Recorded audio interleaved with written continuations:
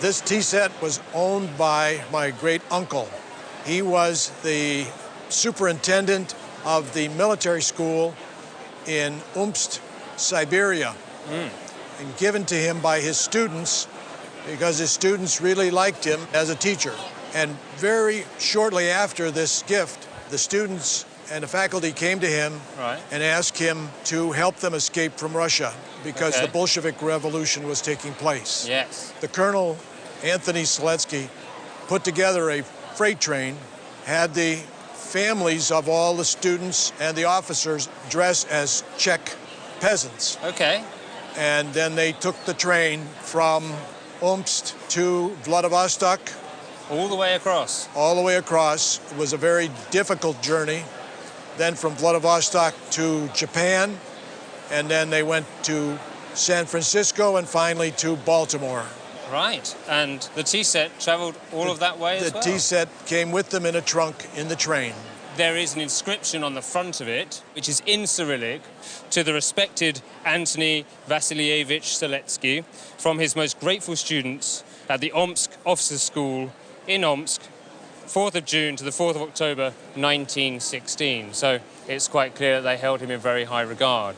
The tea set itself is made by the second artel.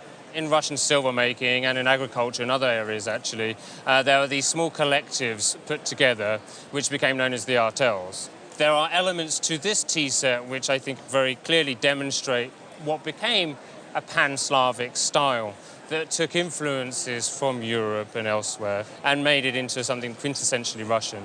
The rather lovely bird form here is a great example of pan-Slavic design, as is also these triangular motifs here, which are very atypical of European design, something that you would immediately identify with Russia. The spaces here are actually mother of pearl, which I think is quite interesting. And if I just tip the teapot back, I'll show you the second artel mark. It's just simply a 2 and then a letter A right here. That is above what we call the second Kokoshnik mark, which was the silver guarantee mark for between 1908 and 1926, which dates this set quite nicely with your family history of 1916. It probably was made in 1915 or 1916. It's got a nice sort of textured ground as well. Now, the fact that it was a gift to this gentleman from his students is of itself, I suppose, not as fantastic a story as the one that you later told me about him helping them to escape.